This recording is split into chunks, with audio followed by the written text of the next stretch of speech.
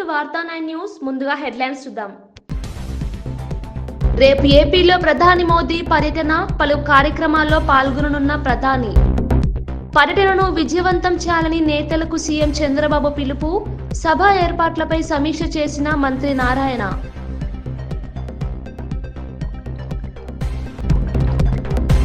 జూబ్లీహిల్స్ ఉప ఎన్నికకు బీఆర్ఎస్ అభ్యర్థిగా మాగంటి సునీత నామినేషన్.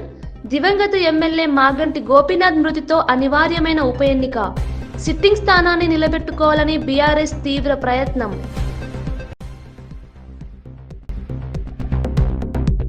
జాగృతి జనం బాట యాత్ర పోస్టర్ను ఆవిష్కరించిన కవిత. పోస్టర్పై తెలంగాణ తల్లి ప్రొఫెసర్ జయశంకర్ ఫోటోలు. సామాజిక తెలంగాణ అన్నందుకు తన మీద కుట్రలు చేశారన్న కవిత.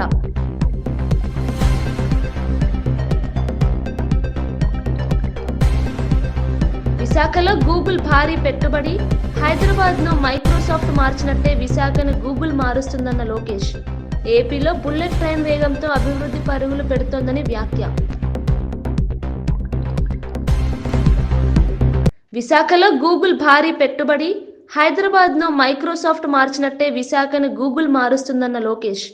ఏపీలో బుల్లెట్ ట్రైన్ వేగంతో అభివృద్ధి పరుగులు పెడుతోందని వ్యాఖ్య.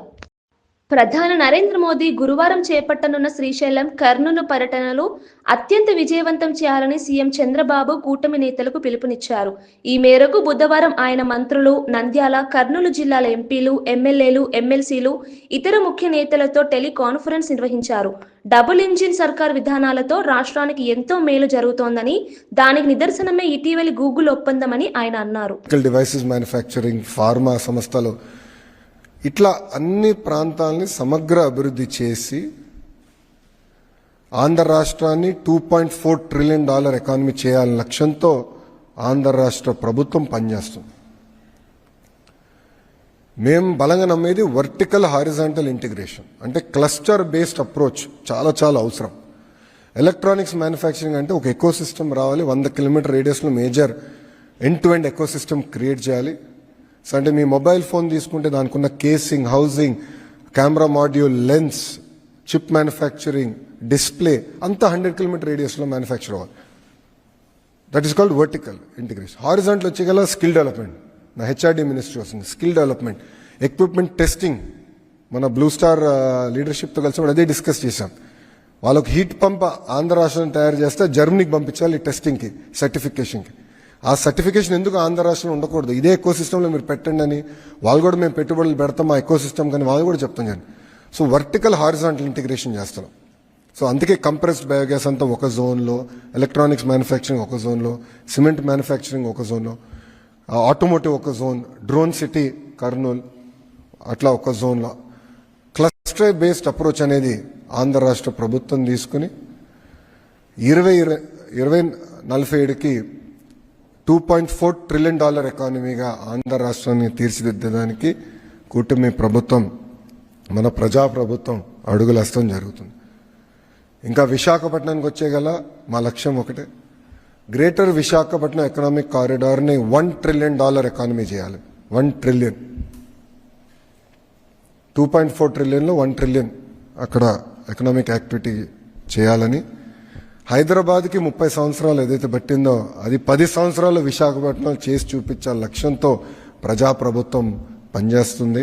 దానికోసం విశాఖపట్నం ఎకనామిక్ కారిడార్ అని నామకరణం చేసి దానికి ప్రత్యేకంగా అధికారులను కూడా నియమించి ఇంటిగ్రేటెడ్ ప్లానింగ్, అంటే ఎయిర్పోర్ట్స్ కానివ్వండి, రైల్వేస్ కానివ్వండి, రోడ్స్, ఎడ్యుకేషన్ కానివ్వండి, కంపెనీలు ఎక్కడ రావాలి, ఎట్లా మొత్తం జోన్ ప్లానింగ్ చేయాలి. ఎట్లయితే గతంలో చంద్రబాబు నాయుడు గారిని హైదరాబాద్ని ఎట్లయితే ప్లాన్ చేశారో ఆ అప్రోచ్ తీసుకుని best in class, world class planning చేయాలి.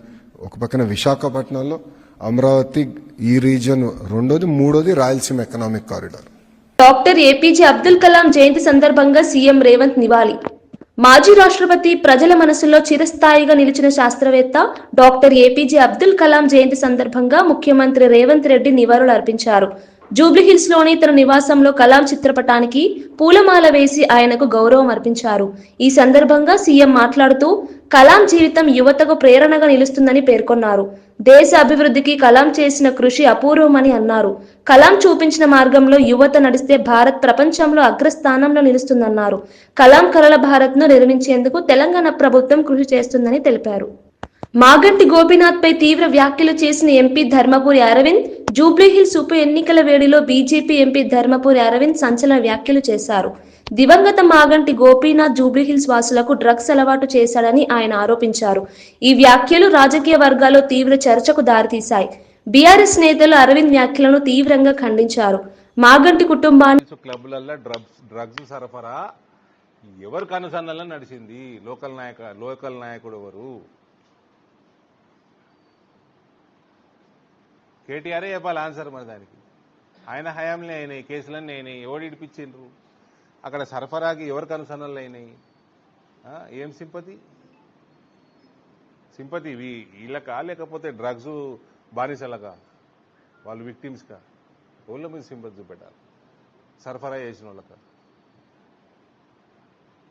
జూబ్లీహిల్స్ ఉప ఎన్నికల్లో బీఆర్ఎస్ అభ్యర్థి మాగంటి సునీతకు పూర్తి మద్దతుగా పార్టీ వర్కింగ్ ప్రెసిడెంట్ కేటీఆర్ బహిరంగంగా ప్రకటించారు.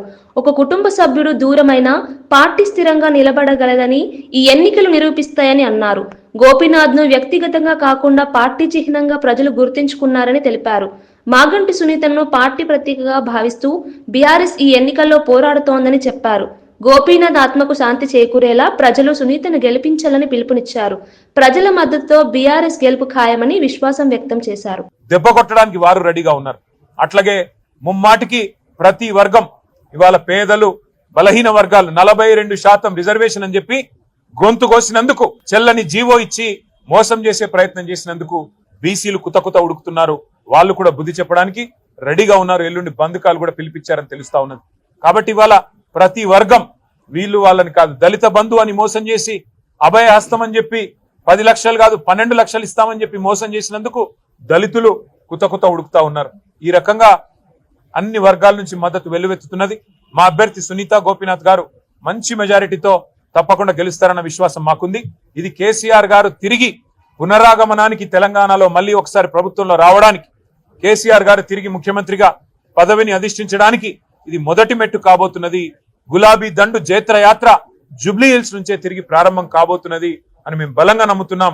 తప్పకుండా ప్రజల దీవెనలు మా అభ్యర్థి సునీత గారికి ఉండాలని చెప్పి, పార్టీ సమిష్టిగా వారి గెలుపు కోసం పనిచేస్తుందని చెప్పి కూడా, అట్లాగే మీడియా మిత్రులకు కూడా దయచేసి మీ ఆశీర్వాదం కూడా మా అభ్యర్థికి ఉండాలని చెప్పి కూడా అభ్యర్థిస్తూ, మరి వారి గెలుపు కోసం శ్రమిస్తున్న ప్రతి ఒక్కరికి కూడా పేరు పేరున ధన్యవాదాలు తెలియజేస్తూ, జూబ్లీహిల్స్ నవంబర్ 11 నాడు కారు గుర్తు మీద ఓటు వేసి మాగంటి సునీత గోపీనాథ్ గారిని గెలిపించాలని మళ్ళీ ఒకసారి కోరుతూ మీ అందరికి నమస్కారం.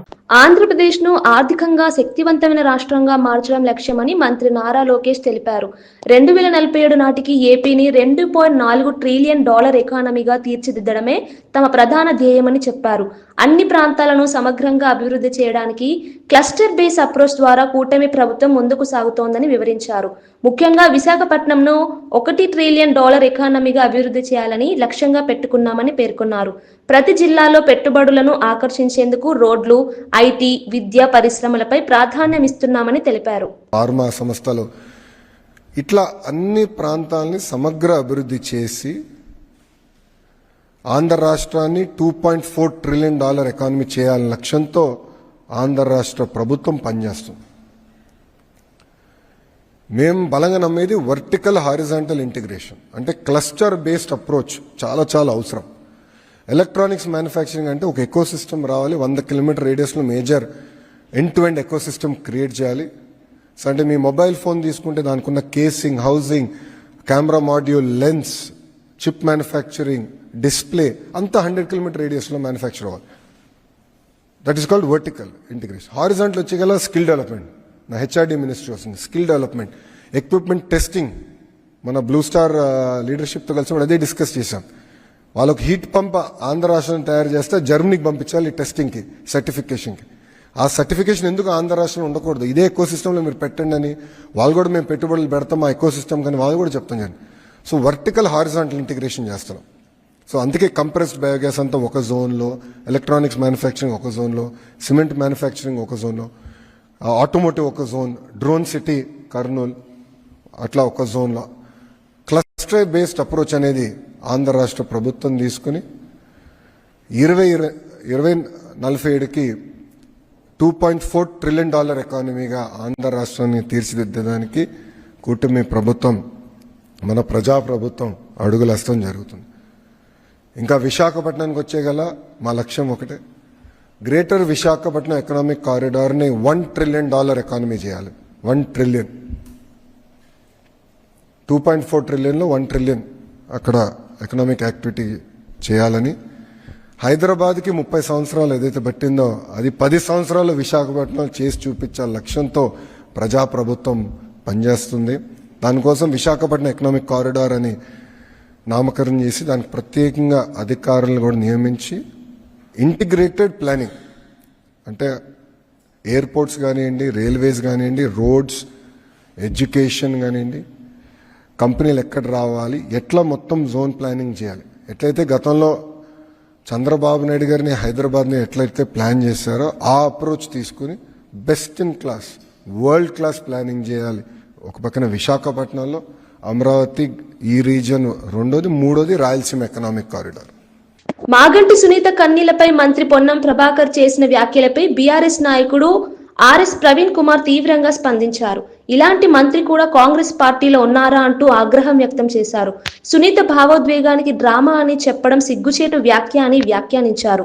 రాజీవ్ గాంధీ, ఇందిరాగాంధీ, వైఎస్ రాజశేఖర రెడ్డి మరణాలప్పుడు నేతలు కన్నీళ్లు పెట్టారు, అవి కూడా డ్రామాలా అని ప్రశ్నించారు. మహిళా గౌరవం కాపాడాల్సిన నేతల్లే అవమానకరంగా మాట్లాడడం దురదృష్టకరమని అన్నారు. మాగంటి కుటుంబం అనుభవిస్తున్న బాధను రాజకీయంగా వాడుకోవడం సరికాదన్నారు. కుటుంబం తప్ప తెలియకపోతే బయటికి తెచ్చి మైక్ పెట్టి ఏడిపిస్తా ఉన్నారు. మైక్ పెట్టి మీరు చూస్తూ ఉన్నారు. ఎవరైనా ఆడలను తీసుకొచ్చి మైక్ పెట్టి ఏడిపించి ఓట్లు అడిగితే వాళ్ళకి బుద్ధి ఉందా అని అడుగుతా ఉన్నాం. ఇవాళ సానుభూతి పేరు మీద మావోయిస్టు అగ్రనేత మల్లోజుల వేణుగోపాల్ అలియాస్ అభయ్ ఉద్యమాన్ని విడిచి మహారాష్ట్ర ముఖ్యమంత్రి దేవేంద్ర ఫడ్నవీస్ ఎదుట లొంగిపోయారు. గడ్చిరోలి పోలీసుల సమక్షంలో 60 మంది సహచరులతో కలిసి ఆయుధాలను అప్పగించారు. గత కొంతకాలంగా మావోయిస్టు వైఖరిపై అసంతృప్తి వ్యక్తం చేస్తూ లేఖలు రాసిన అభయ్ చివరికి జనజీవన స్రవంతిలోకి చేరాలనే నిర్ణయం తీసుకున్నారు. ఫడ్నవీస్ ఈ లొంగుబాటును స్వాగతిస్తూ నక్సల్ ఫ్రీ భారత్ నిర్మాణంలో ఇది ఒక మైలురాయి అని అన్నారు. మావోయిజం హింసను త్యజించి ప్రధాన ప్రవాహంలోకి వస్తున్న నాయకులు దేశానికి ఆదర్శమని చెప్పారు.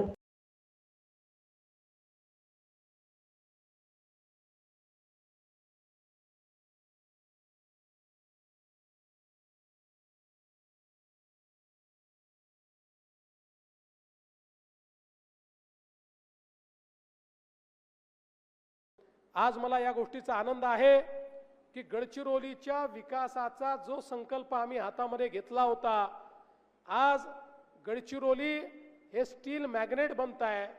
आज गडचिरोली आणि चंद्रपूर या सगळ्या भागामध्ये जवळपास 3 लाख कोटी रुपयाची इन्व्हेस्टमेंट आलेली आहे. मोठ्या प्रमाणात रोजगाराची निर्मिती होते आहे आणि या ठिकाणी जे लोक इन्व्हेस्टमेंट करतायत, गुंतवणूक करतायत, त्या गुंतवणूक करणाऱ्या प्रत्येकाला मी सांगतो आहे की तुम्हाला ज्या सवलती पाहिजे त्या आम्ही देऊ, पण आमची अट एकच असणार आहे आणि ती अट ही असणार आहे की तुमच्याकडे जी मंडळी कामाला लागतील त्यातली 95% मंडळी ही भूमिपुत्रच असली पाहिजे. स्थानिकांनाच या ठिकाणचा रोजगार मिळाला पाहिजे. आमचा संकल्प आहे पुढच्या 5 ते 7 वर्षामध्ये गडचिरोली आणि लगतच्या चंद्रपूरच्या भागामध्ये బీఆర్ఎస్ నేత కల్వకుంట్ల కవిత మాట్లాడుతూ కేసీఆర్ ను ఉద్యమ నాయకుడిగా గౌరవిస్తున్నానని, కానీ తన యాత్రల్లో ఆయన ఫోటోను వాడకూడదనుకుంటున్నానని తెలిపారు. కేసీఆర్ ఒక పార్టీ అధ్యక్షుడు కావడంతో ఆయన ఫోటోని ఉపయోగించడం నైతికంగా సరైనది కాదని భావిస్తున్నా అని కవిత స్పష్టం చేశారు. పార్టీ చిహ్నం కంటే ఉద్యమం, ప్రజా సమస్యల పరిష్కారమే ముఖ్యమని చెప్పారు. తన రాజకీయ ప్రయాణం ప్రజా సమస్యల పరిష్కారంపై దృష్టి సారిస్తుందని పేర్కొన్నారు. తెలంగాణ ఉద్యమాన్ని కేసీఆర్ నడిపించారని గుర్తు చేస్తూ అదే మార్గంలో తాను కూడా ప్రజల కోసం పనిచేస్తారని తెలిపారు. నేను కొంత ఆలోచన ఉన్నటువంటి వ్యక్తి, కొంత సమాజం పట్ల కన్సర్న్ ఉన్నటువంటి వ్యక్తి. కన్సర్న్ ఉండబట్టే తెలంగాణ ఉద్యమంలోకి వచ్చినాం. కన్సర్న్ ఉండబట్టే ఆనాడు రాష్ట్రం వస్తుందో రాదో తెలియకపోయినా పేగులు తెగేలాగా తెలంగాణ కోసం కొట్లాడినాం.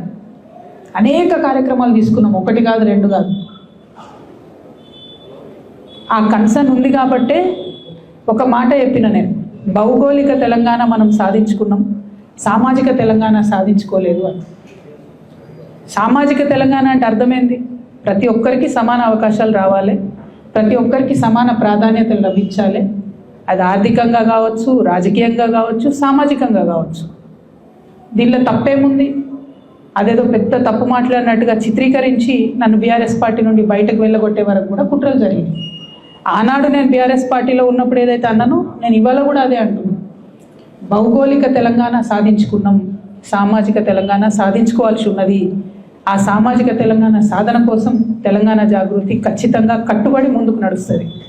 సామాజిక తెలంగాణ అంటే ఒక బీసీలది కాదు, ఒక ఎస్సీలది కాదు, ఒక ఎస్టీలది కాదు, అందరిది. ఓసీలలో ఉన్న పేదవాళ్ళది, మా మహిళలది, మా ఆడబిడ్డలది, మా యువకులది, మైనార్టీలది, ఎస్సీలది, ఎస్టీలది, బీసీలది, అందరిది. అందరికీ వారికి రావాల్సిన హక్కులు రావాలి. ఇవాళ వస్తున్నాయా, అందుతున్నాయా అందరికీ అన్ని ఫలితాలు? చూస్తున్నామా ఎక్కడన్నా? కాబట్టి సామాజిక తెలంగాణ అంటే అదేదో నినాదం కాదు, అది ఒక విధానపరమైనటువంటి నిర్ణయం. ఇవాళ తెలంగాణ జాగృతి తీసుకోవాలి.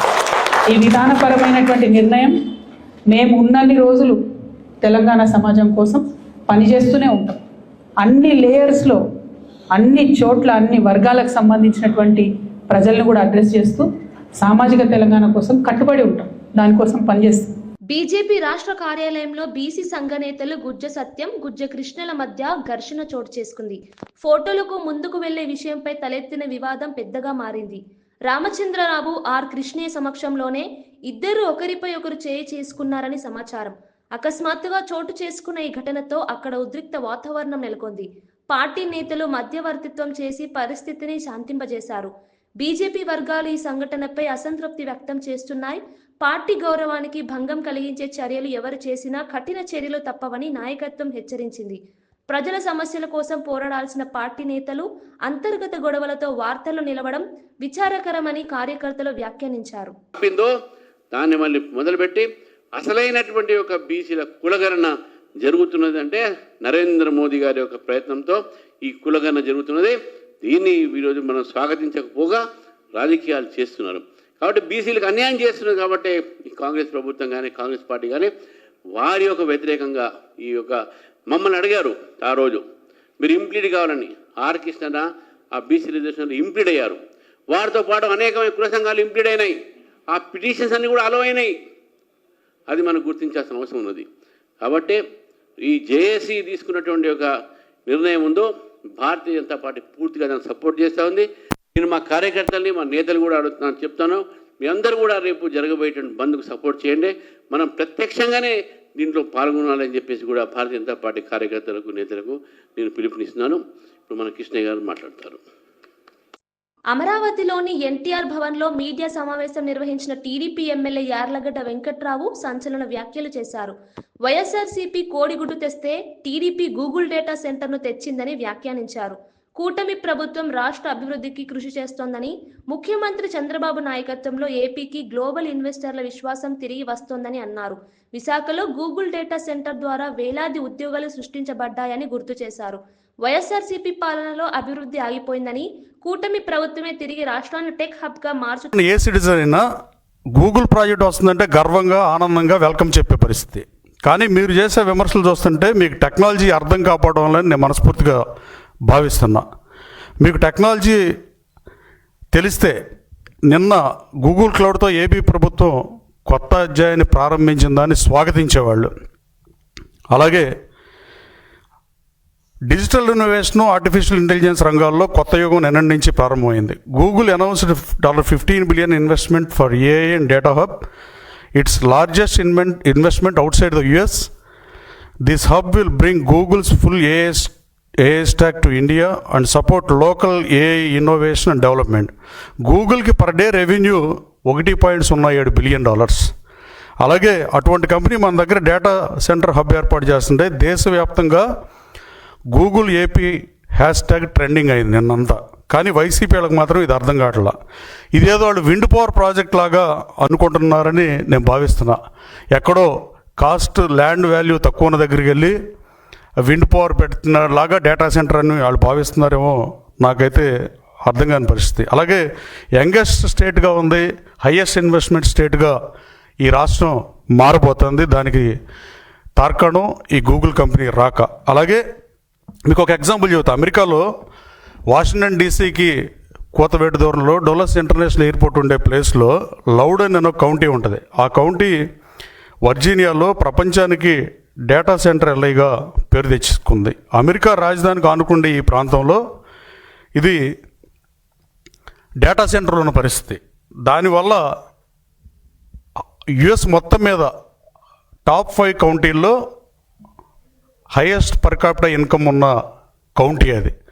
ఆ కౌంటీలో డేటా సెంటర్లు చాలా కంపెనీలు డేటా సెంటర్ ఉన్న పరిస్థితి.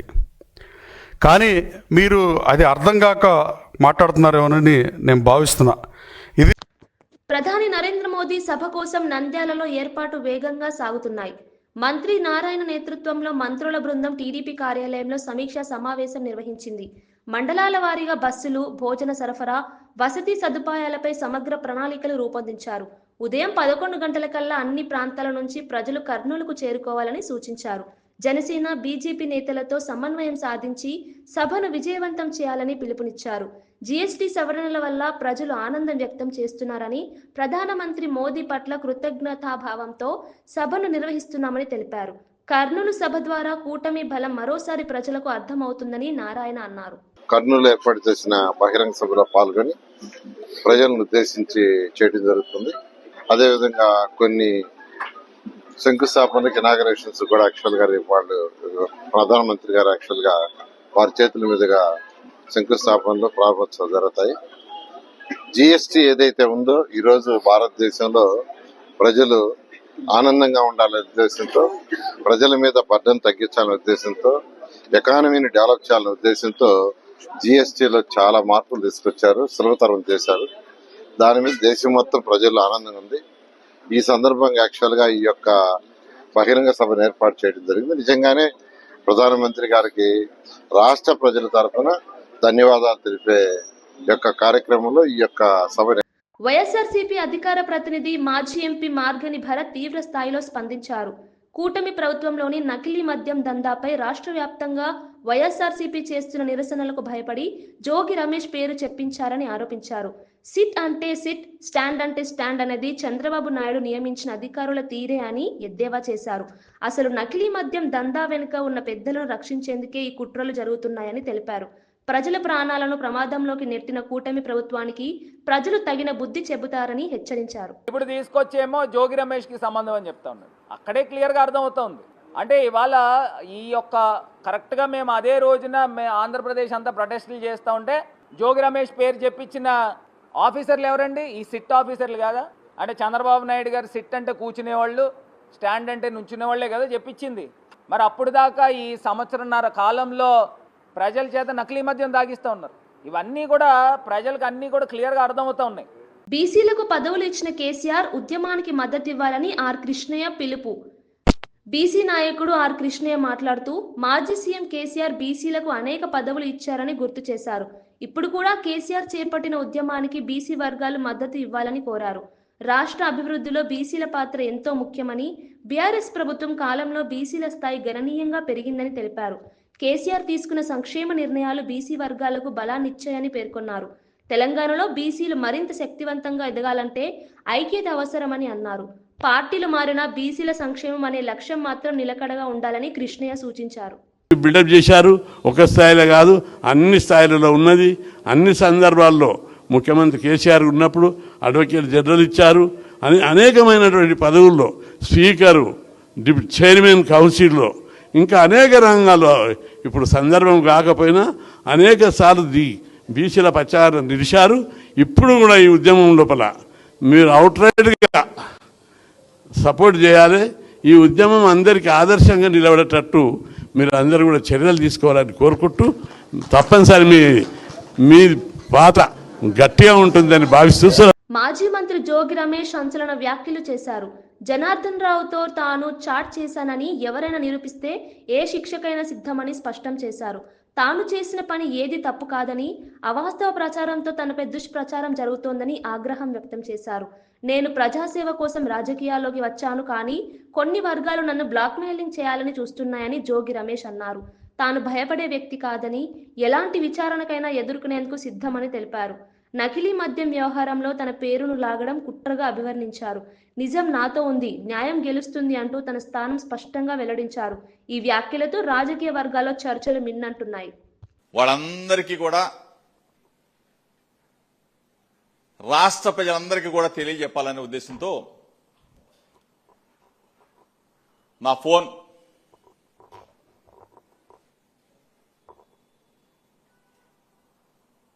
ఎప్పుడైనా ఎక్కడైనా ఏ పరిస్థితుల్లో అయినా నేను జనార్దన్ రావుతో చాట్ చేశానని చెప్పేసి నిరూపిస్తే ఏ శిక్షకైనా సిద్ధంగా ఉన్నాడు ఈ జోగి రమేష్ అని చెప్పేసి మీ ద్వారా. బులెటిన్ ముగించే ముందు హెడ్లైన్స్ మరోసారి చూద్దాం. రేపు ఏపీలో ప్రధాని మోదీ పర్యటన, పలు కార్యక్రమాల్లో పాల్గొననున్న ప్రధాని. పర్యటనను విజయవంతం చేయాలని నేతలకు సీఎం చంద్రబాబు పిలుపు, సభ ఏర్పాట్లపై సమీక్ష చేసిన మంత్రి నారాయణ.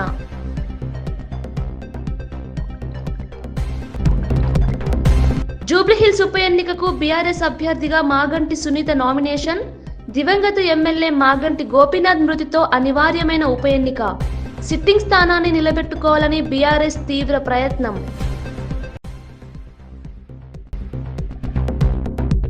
జాగృతి జనం బాట యాత్ర పోస్టర్ను ఆవిష్కరించిన కవిత, పోస్టర్పై తెలంగాణ తల్లి ప్రొఫెసర్ జయశంకర్ ఫోటోలు. సామాజిక తెలంగాణ అన్నందుకు తన మీద కుట్రలు చేశారన్న కవిత.